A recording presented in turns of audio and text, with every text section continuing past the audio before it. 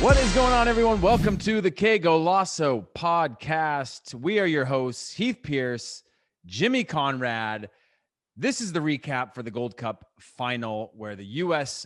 beat Mexico 1-0 in extra time.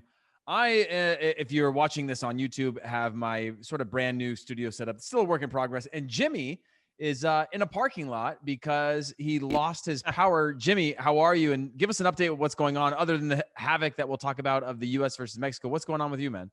Well, I think some fans were upset that I was so excited at my house watching the game, and they cut a big tree and hit the power lines. And obviously I'm in a hot spot for fires.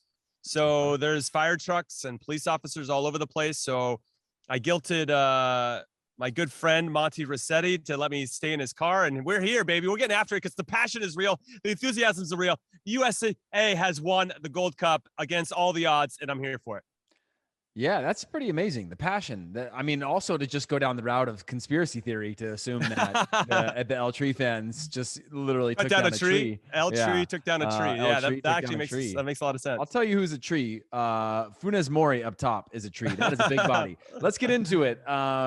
So I want to start just from the beginning of, do you think the U.S. I don't want to use words like deserved, but was this the U.S.'s game to win or to lose in your eyes?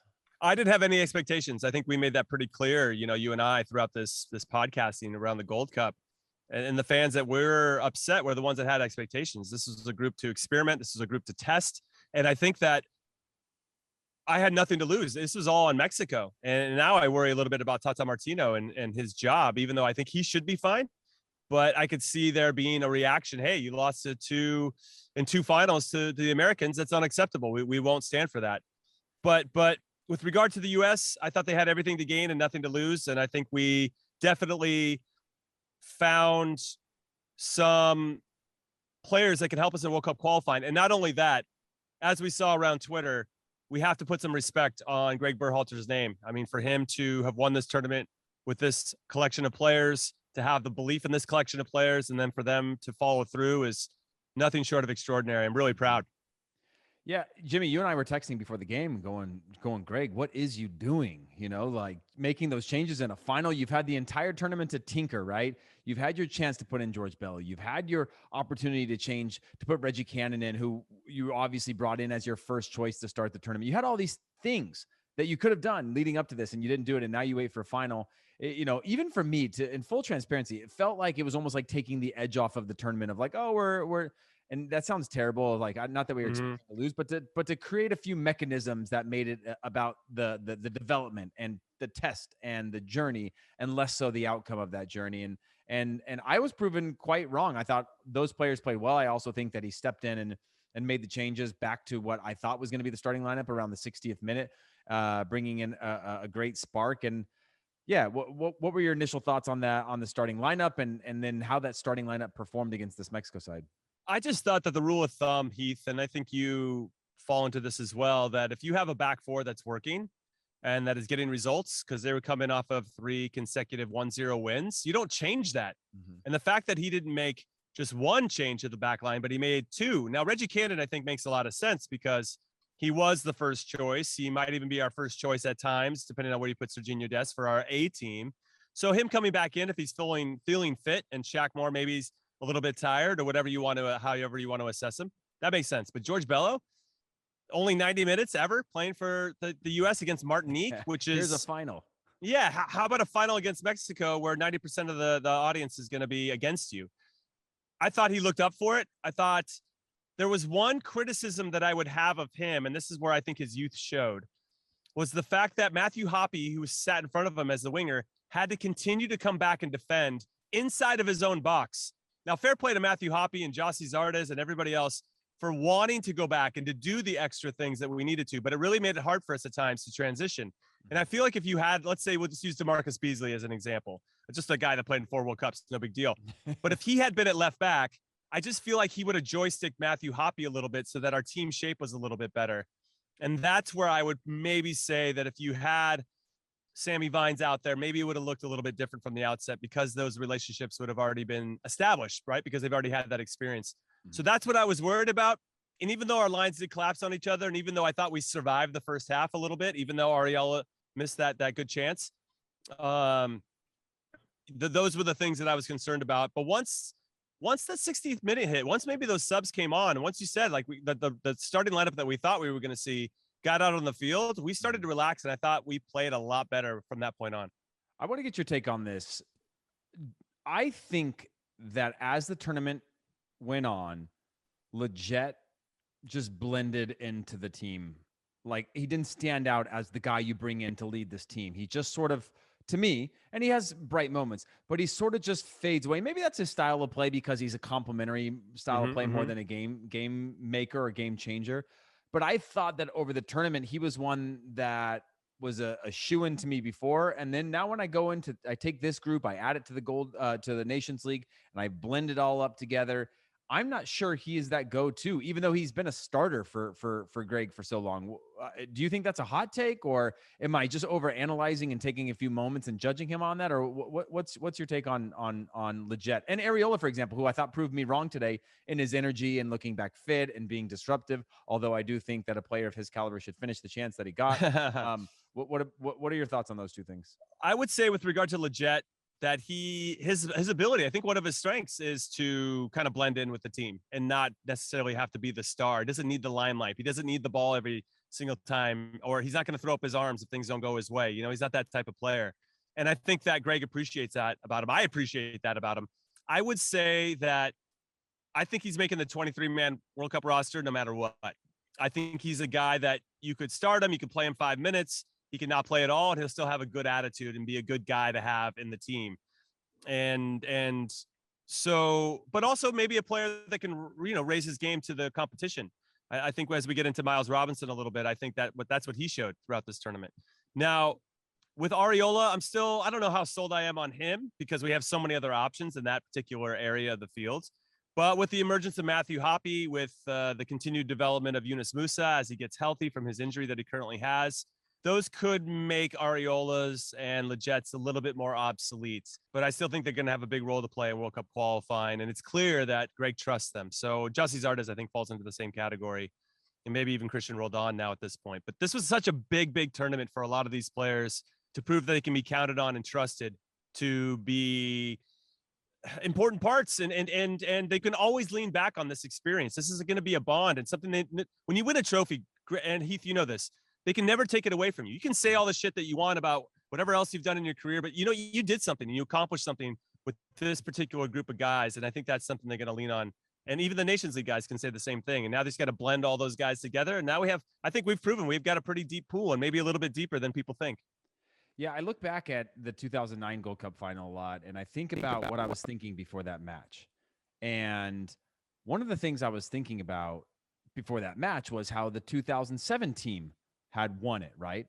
And I was thinking about what that would mean to not win it and the pressure of the U.S. Mexico. I remember playing in the Dos Acero in Columbus, thinking about what side of history do I want to be on when it comes to Mexico? Because they have such a rich history versus the U.S. and it's so competitive, and they have this thing called Dos Acero, and they have all these things that you have to be thinking about that going into the game. It's hard not to think that you are a part of this running history, right? And that's what makes that rivalry so interesting and so intense, is that you're now attaching whatever you do, whether it's a friendly, whether it's in a competition, whether it's whether it's a qualifier or a tournament or whatever, like all of that becomes strung together into this cultural phenomenon that it's impossible not to think about previous results and what that would mean for you with regard to history. So I find that really interesting that these players were able to rise to this challenge against a team that had 7 starters in the Nations League final, a far more experienced squad against our U.S. team. And at no point did I think that the U.S. were not willing to go punch for punch or looking out of their depths or looking like the underdog. Oh, the game could have gone either way for a number of times. And even probably more often than not could have gone to Mexico. They didn't convert. That's on them. But now the U.S., like you said, they can't take that from you. No one will ever remember how this game went down or how it was played or who played well or who didn't. They'll look at the fact that this, just like it is for Bayern Munich in Germany, or if you're Man City in England now, or PSG in France, there's win or fail in CONCACAF, Mhm, right? And mhm. the US and Mexico both have this perspective. Mexico more so than the US, I think, historically, but there is no room for second place with regard to Tata Martino. And I think his job will be safe. Hopefully it will, because I think he's done a great job with the Yes. team there. But you're seeing what that means to Mexico and the federation and everything like that, this type of pressure that you lose to the US twice in one summer. Once is bad enough, twice is terrible, and a B team at that. And you start to wonder, you start to realize just the importance of what in CONCACAF, that it's the top dog or bust. Do you agree with that sort of pressure? Or do you think it's a little bit more of like, we're the two kings of CONCACAF? Yes, Canada's coming up, and it's more about how we play against the other regions or perform in other competitions? No, I think it's there for sure. That pressure should be there. I think it's going to make us both better, if that makes sense, that we're competing and giving each other the hardest of times. I mean, I think we had a nice run there during my era of playing where we never lost to Mexico for, 3, 4, 5 years. And then all of a sudden the tables turned and now they had the better of us. And now it's starting to go back, maybe shift in our favor.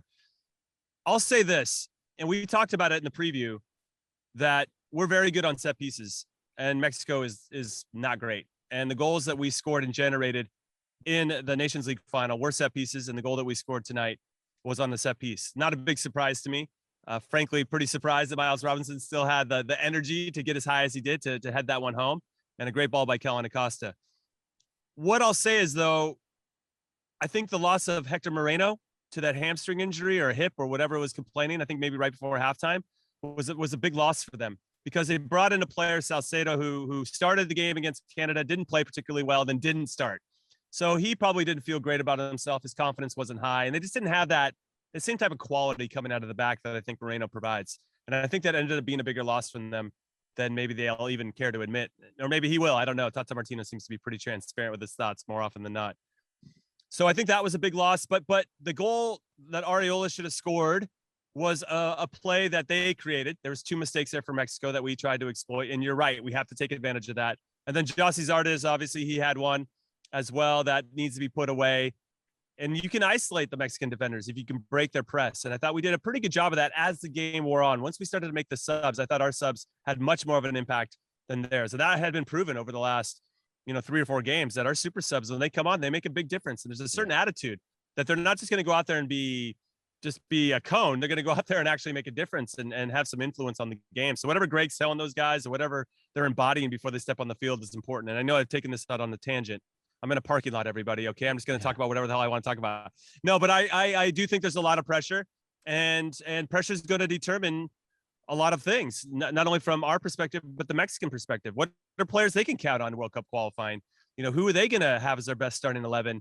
And I think they probably had some answers tonight as well. And maybe Tata Martino didn't press all the right buttons, but they still haven't given up a goal in the run of play to us in quite some time. And actually, for a good majority of the game, I didn't really feel like they looked all that troubled. I didn't really feel like we made them suffer.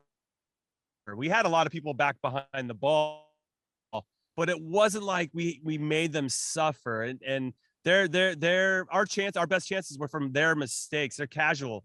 Maybe that's what we were trying to do, just make it as casual as possible, make it look easy, and then we'll try to transition and go the other way. So I don't know. I'm just buzzing that we won. It's a big surprise, I think, for a lot of us. We were shocked by how well we played, how consistent we were in so many different facets of the game, and I think that's my biggest takeaway collectively.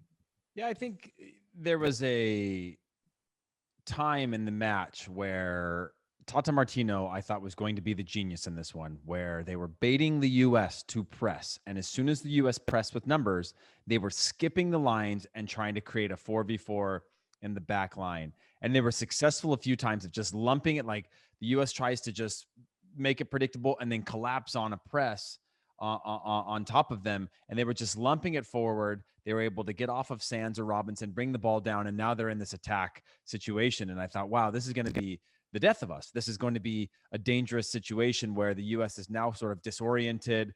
They were able to change that. Like Mexico saw something on the fly of saying, hey, they're going to keep on pressing on us. So let's test that press. Let's just play a little more direct, which is unusual for Mexico to lump it up to a forward, get it down, win the second balls out wide and attack. And there was a short period of time where I was like, oh man, the U.S. is not going to be able to break this because, again, a strength of Funes Mori is that he is a big body up top, right? He is a little bit different in terms of the type of strikers that they usually have in terms of mobility and speed. He's a bigger, more physical presence, and I thought, wow, this is genius. And then it fell apart, and I agree with you. I think when Hector Moreno went out, just the whole transition of the speed of the game changed, the confidence of the game. He's got this calm about him that sometimes looks like Hector Moreno is just going to get into a bad spot and the team's going to lose. Weirdly reminds me of Rafa Marquez at situations where he's so casual that you're like, there's no way. There's no way. And then all of a sudden you see him come out with the ball. He's standing up. He's spinning out of this. He's calm. He's smiling. Like you're like, wow, how does he do it with that much composure? But when he's off, you can obviously see the team suffers. So let me ask you this. I'm going to ask you for your most impressive player from each of the Lions, and then your player of the tournament from the U.S. team. Does that work for you? Yeah, that works. I will say that Matt Turner, I thought was fantastic. He's clutch gene. He makes the timely save. I don't know if that's something you can always teach. I think that's a mentality. I think that's a gift in a lot of different ways. And so I'd say Matt Turner. He's the only one on that line. He's the only player that played for us in the goalkeeper. So he's an easy pick. I will say Miles Robinson, I think, was the one player in our back line that got progressively better with each passing game.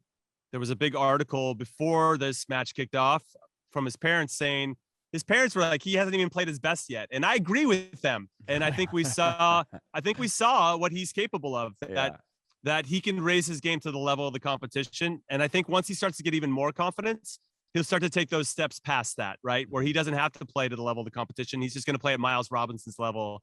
And I think the future's really bright for him. And he could be the guy starting right next to John Brooks when World Cup qualifying starts. I also want to point out that he played left center back in this tournament, and you know what that's like, Jimmy. Were you more? I mean, I'm a right footer playing left center back. Yeah. And were you always more comfortable on that side, or was that like, if I'm going to get on the field, I got to be good anywhere? Because I certainly feel more comfortable as a left footer on left center back or left back. No. I knew that was my only spot. Eddie Pope and Oguchi Onyewu, or that was it. That was the only way I was going to get on the field. So it made it very easy for me not to just keep my mouth shut and get after it. And Miles seems very simple. I just seems to be doing the same thing. I will say, though, when I was on the left side, I didn't try to overplay, right? Because the angles weren't the same. I had to make everything very clean, very simple, and not overcomplicate things. And maybe that helps Miles as well. I thought it helped me when I was playing with the national team, just to keep everything really simple. Because I couldn't hit that big switch, Yeah. The last thing I'll say about him before we move to your midfield line is, the one thing that I did see that he did was that driving into the midfield from that left center back position. He did it once and it broke free, and it was a little bit of a chaotic play, but like he was able to break free 3-4. And when his stride opened up, he broke the line on the dribble. And I was that's a good thing from that left side when you're getting pinned to your left foot, to know that sometimes you have that option to go with your right, drive inside against the run of play, as things are shifting over. And I thought that was a really smart play from him that led to an extremely dangerous moment for the U.S. Give me your midfielder that impressed you the most from this tournament for the U.S. side? Kellen Acosta. I think he demonstrated that he can be somebody we can really trust in World Cup qualifying. Obviously, started in the Nations League final as well, so he has that experience and that feather in his cap. What I really loved about him is his work rate. I think he does a lot of thankless work. I think he does some N'Golo Kante type stuff where he blocks so many passing lanes that maybe you don't appreciate. And the center backs will probably be gushing about him. I love playing with Kellen Acosta. Really the big change for me with regard to the team and his performance overall was that we didn't start him in the 6 against Canada. And once we did against Jamaica in the first knockout round game, it unlocked a few things. I think for him in particular, like, I'm in my sweet spot. This is where I should be, and Busio should be at the 8 or off my shoulder. And I thought that's really where he started to take bigger steps. And I thought he emerged as a real proper leader for us and somebody that's protecting a young back four while also holding the midfield together and helping us transition. And not only that, by the way, the guy's dropping dimes on set pieces as well to help us win the tournament. So that seems like an easy choice, Kellen Acosta. And then up top. Wait, hold on real quick, Jimmy, before you get to that, I want to say one thing on Acosta. My worry with Acosta is he's so pivotal defensively that the U.S. is still missing somebody that's connected to him that really wants the ball in tight spots. I think when the game got tight, we had a really good combination play to open up the game. And I was like, okay, these guys are willing to play and play brave. And then as soon as the earth shook a little bit under us, we started to play a little more conservative, a lot more reverse passes on the ball, right? I think he was unbelievable defensively and on set pieces. Acosta was amazing. But we're still missing that person that goes, okay, now in build up, you're going to shift out and you're going to maybe connect the triangles around, but I'm going to be the one that wants it in these tight spots. I'm going to turn out of tight spaces. I'm going to combine. I'm going to be the one that creates the metronome of our attacking buildup. And I think that's missing with a player like him, because most of the attributes we compliment him for are putting out fires, covering ground, being a fighter, being a scrapper. I think all of that stuff is great. Cutting out passing lanes. All of those intangibles are all defensive first. But for a team that has so much talent in our attack now, if we can't find a way with our A team to get the ball to those good players in good spots, that's also a little bit of a concern for me, that I think we need to figure out who's going to be playing next to him, most importantly, as we move forward. So I think he is a good contributor, and I agree with everything you're saying. But yeah, that's the next step that I want to see combined to complement his strengths. I hope that he can provide that, but if he can't, I also don't want to force him to be somebody he's not. So that's interesting. I also say with Tyler Adams, who seems to be kind of injury prone, it's nice to know that we have somebody that we can trust and count on in those big moments. So I thought Kellen Acosta, I think Greg Berhalter already knew who he had in Kellen Acosta, because he's been calling him in consistently. But the rest of us, or I'll say the layperson that supports the U.S. men's national team, I think will be pleasantly surprised and continue to be won over by how he played throughout this tournament, for sure. Okay, so give me your attacker. Yeah, it's going to be easy to say maybe some of the goal scorers. I think Matthew Hoppe is probably my choice in that front line. And the reason is because he has a little bit of that Clint Dempsey-esque, and we talked about this a little bit after he gave a little attitude to Greg when he got subbed out, because he was pissed, I think, that he got subbed out. Yeah. But he's got something to him, and he doesn't back down from people, and that's with or without the ball. I really liked that he was doing the thankless work to get back and track people into the box. Now, I don't want him doing that, because that's just a sign for me that our team shapes off. But the fact that he would do that, I really appreciate it. Now, of course, Jossie, I want to throw him in there just because the guy still does it and shows up. Yeah, he'll miss his chance from time to time. But what he provides too is something invaluable in terms of that work rate, that he's got a good attitude. And I think that's really, really important. But just in terms of who took the biggest steps and maybe surprised me the most, I'd say Matthew Hoppe was very, very good, and wants the ball, finds himself in good spots, wants the responsibility. You can tell that I'm going to score this goal and I don't give a shit about anybody or anything. I'm just going to make sure I score this goal. And I think that feels a little bit Clint Dempsey-esque, where if things aren't going well, he's going to figure out a way to make sure it starts to go well. Yeah, my final thought on Hoppe is that, again, I think he's shown all the things he's capable of. Now he needs to get into an environment of somebody who can harness that, right, and turn that into something special, because he is relentless and he's got that attitude where I used to watch games and I'd always see, a striker, those stubborn, arrogant strikers where they take the shot and everyone throws their arms up around them wanting the ball on the cross. And they're completely unfazed by somebody being mad. Whereas, like, when I used to take shots and somebody would throw their arms up, I'd apologize to everyone who threw their arms up. Like, right, that should have been a different decision. But you have these guys that have this confidence and this one-track mind that he has, where when he takes the shot, he truly, truly believes, if you have a tap in or him on the shot, that the right idea is the shot.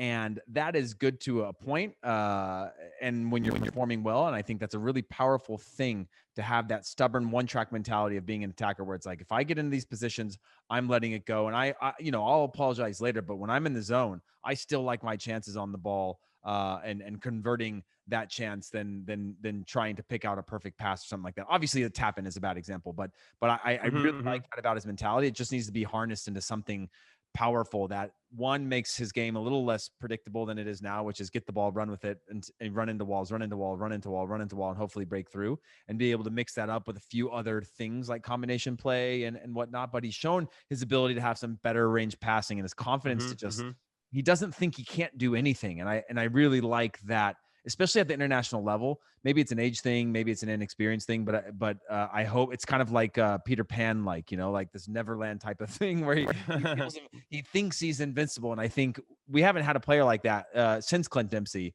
who was willing to argue about anybody over anything and run through walls to be able to get things and put the team on his shoulders. And I think that's a powerful thing, and worth something. So Jimmy, give me your, let's wrap up this Gold Cup final review with your player of the tournament and your closing thoughts here.